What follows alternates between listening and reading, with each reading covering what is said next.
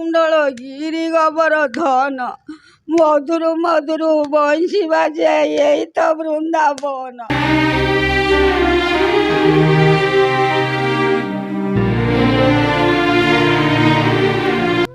ଏ କୌଣସି ଫିଲ୍ମର ଗୀତ ନୁହେଁ, ଏ ହେଉଛି ନିଜ ହୃଦୟର ଗୀତ, ନିଜ ଜୀବନର ଦୁଃଖର ଗୀତ। ଜୀବନ କେତେବେଳେ କେଉଁ ମୋଡ଼କୁ ବଦଳିଯାଏ ତାହାର କୌଣସି ହିସାବ ନଥାଏ।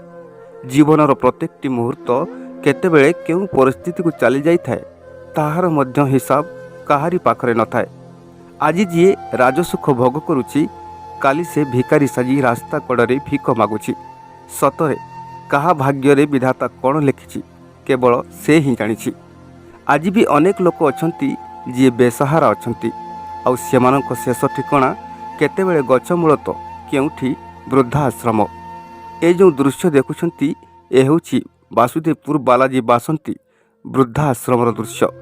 ଏ ଆଶ୍ରମରେ ଥିବା ବୃଦ୍ଧ ବୃଦ୍ଧାଙ୍କର କାହାର ପୁଅ ନାହିଁ ତ କେଉଁମାନେ ପୁଅ ବୋହୂଙ୍କ ଯନ୍ତ୍ରଣାକୁ ସହି ନ ପାରି ଏଠି ପଡ଼ି ରହିଛନ୍ତି।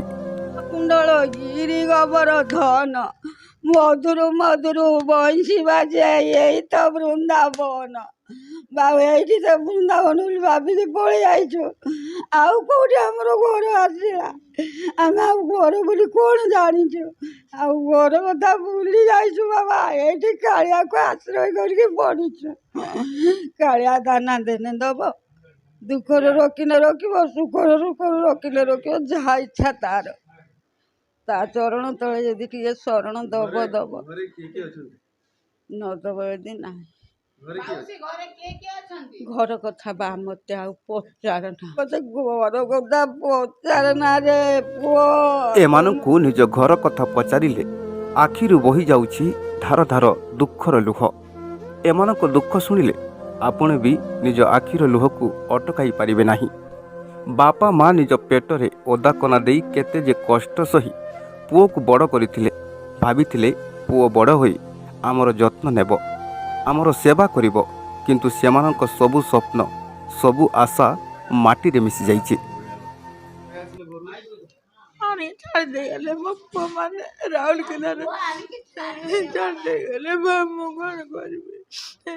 ତାଙ୍କର ଭାଇ ଭାଇ ପାଟି ମୁଣ୍ଡ ନାଗିକି ମତେ ଆଣିକରି ଛାଡ଼ି ଦେଇଗଲେ। ଦି ପୁଅ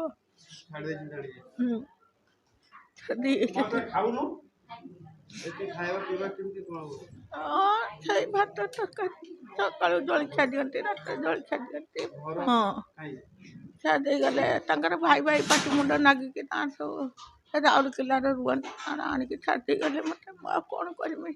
କ'ଣ କରିବି ମୁଁ ଜାଣିଛି ନା? ମରିବି କି ବଞ୍ଚିବି କି ରହିବି କି ନ ରହିବି ବା ମୁଁ ଜାଣିଛି ନା? ଏମାନେ ଯାଇଛନ୍ତି ଛାଡ଼ି ଦେଇକି ଆସିନାହାନ୍ତି କି? ଦିଟା ନାତି, ବଡ଼ ପୁଅର ଦିଟା ପୁଅ ଇଞ୍ଜିନିୟରିଂ ପାଠ ପଢ଼ିଛନ୍ତି, ପଢ଼ିକିରି ହାର୍ଡ଼ୱେର୍ ଦୋକାନ ବନେଇଛନ୍ତି, କରିଛନ୍ତି। ଆଉ କିଏ ଚାକିରି କରୁଛୁ, ଏଇରିକା ମନେ ପଡ଼ିନେ କ'ଣ ବାବା? ଯଦି ନେବେ ଯଦି ଯିବି, ନ ନେବେ ଯଦି ନ ଯିବି, ଆଉ କ'ଣ କରିବି? ମରିଗଲେ ମରିଯିବି, ଆଣିବେ ତାର ଗୁଜାରି ପକେଇ। ଆଉ କ'ଣ କହୁଛୁ? ବର୍ତ୍ତମାନର ଯୁବପିଢ଼ି ଏତେ ନୃଶଂସ ହୋଇଗଲେଣି ଯେ ପର କଥାରେ ପଡ଼ି ବୃଦ୍ଧ କାଳରେ ନିଜ ବାପା ମାଆଙ୍କୁ ବୃଦ୍ଧା ଆଶ୍ରମରେ ଛାଡ଼ି ଦେଉଛନ୍ତି। ଏଠି ଯେ କେତେ କଷ୍ଟରେ ସେମାନଙ୍କ ଜୀବନ ବିତୁଛି କେବଳ ସେମାନେ ହିଁ ଜାଣିଛନ୍ତି। ସେମାନଙ୍କୁ ତାଙ୍କ ଘର କଥା, ନାତି ନାତୁଣୀଙ୍କ କଥା ବହୁତ ମନେ ପଡ଼ୁଛି, କିନ୍ତୁ ସେମାନେ କରିବେ କ'ଣ? ମନର ଦୁଃଖକୁ ମନରେ ଚାପି ରଖି ଭାଗ୍ୟକୁ ଆଦରି ଏଠାରେ ପଡ଼ି ରହିଛନ୍ତି। ତେଣୁ ନିଜ ବାପା ମାଆଙ୍କୁ ଅଣଦେଖା କରନ୍ତୁ ନାହିଁ, ନଚେତ୍ ସେମାନଙ୍କୁ ବି ଏହିଭଳି ବୃଦ୍ଧା ଆଶ୍ରମରେ ରହିବାକୁ ପଡ଼ିବ।